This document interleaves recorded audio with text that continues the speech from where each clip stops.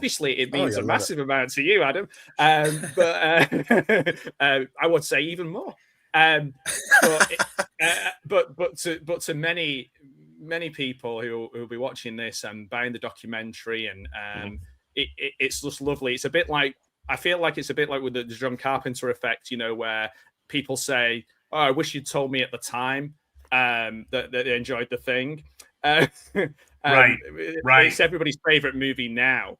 And I just hope that you kind of get that love and appreciation from all the people that have been messaging in and things like that. And I can honestly say, for me, like, Host is always been like a 10 out of 10 Dude, movie for me. I'm a big fan of your work, Jed. Seriously. Oh, like, thanks. I appreciate that. Big and, fan. And I was going to say, I love Texas Chainsaw, like your 2013 one.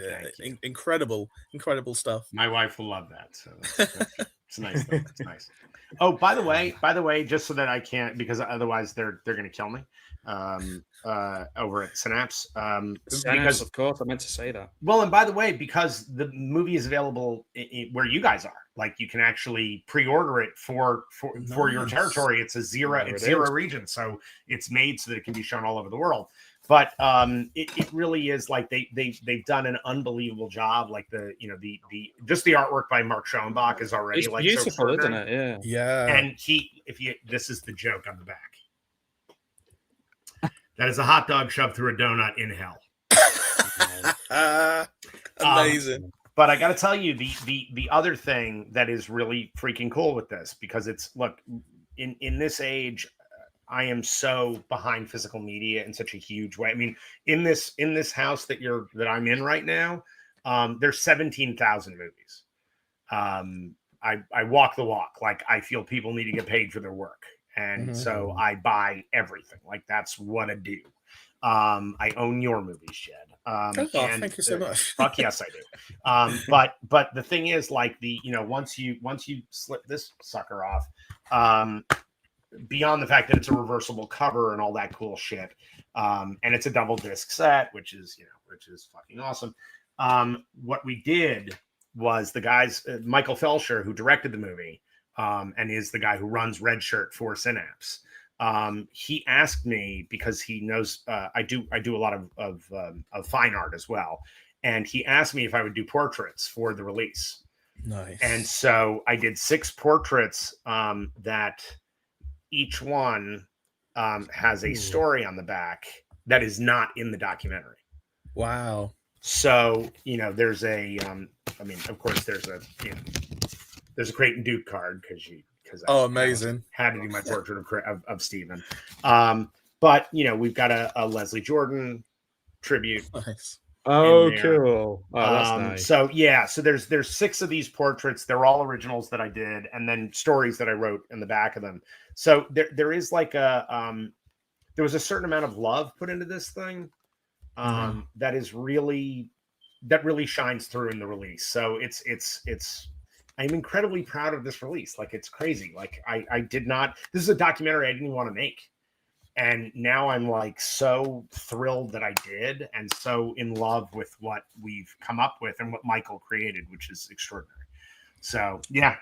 So they would kill me if I didn't plug it. So I will be buying that Blu-ray for sure. Me too. And if Jed doesn't buy one for me, I'll be buying one for myself.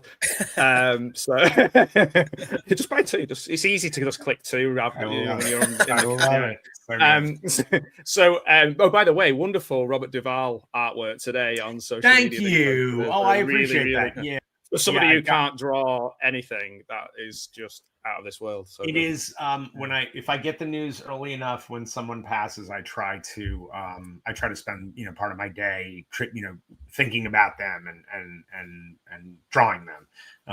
It just makes them feel a little bit closer to me and to my love of that person. And Duvall is.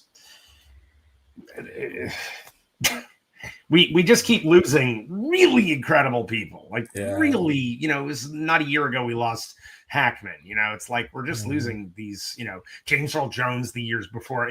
We're just, When I was shooting Secret Santa, we were on set when Alan Rickman died, and I'm telling you, like, that was a hard day to shoot. Yeah, hard day to shoot. Yeah. Trudy Madly Deeply is one of the most underrated It's so films brilliant of all time. It's one of my favorite films brilliant. of all time. It's a brilliant movie. It's so good. I've genuinely looked into trying to do a not exactly a remake, but a kind of something inspired by it. But you can never beat the original and Alan Rickman and Juliet Stevenson. I always Just feel the best. it was a missed opportunity. He would have been an amazing Peter Cook in a Peter Cook biopic. Oh yeah, he would have done. He was possibly the only person I could think of who. Brilliant, real good shout, shout. Yeah. And if you haven't seen Bottle Shock, because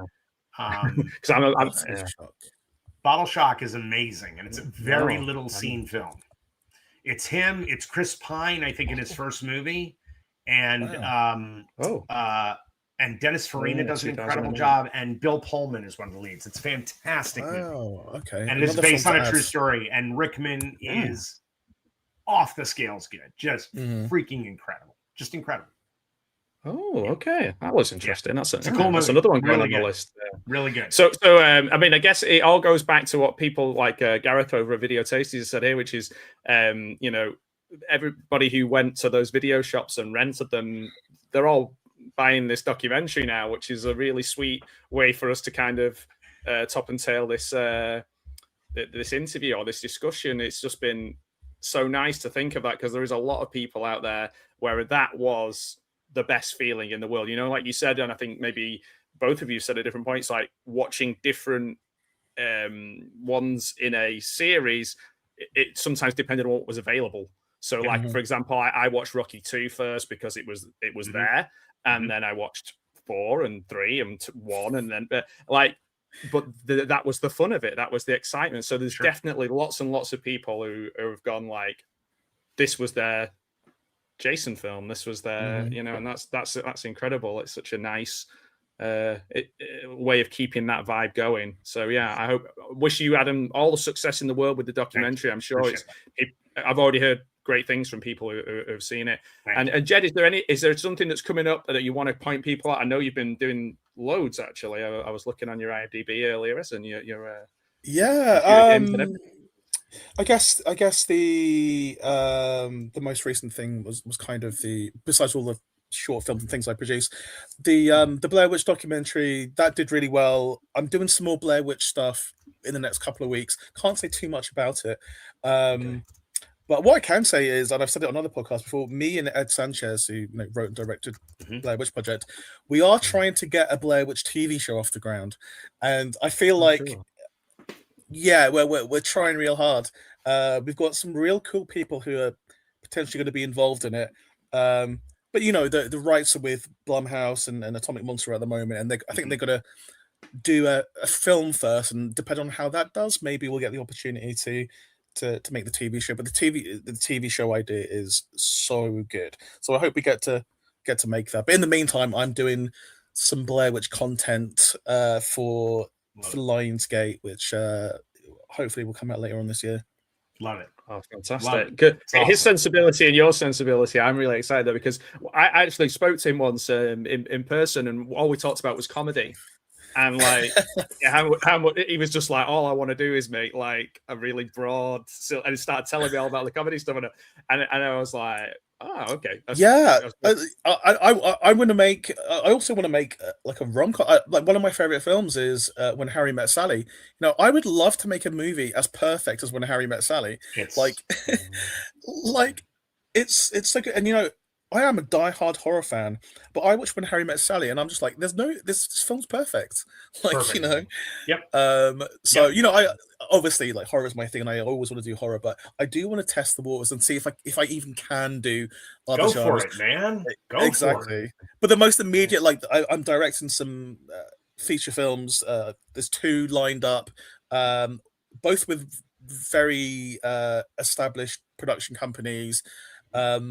One's a big American one, not too far away from something like Wes Craven's New Nightmare, and the other one's like an English folk horror. So yeah, people will see a lot of me this year, I think.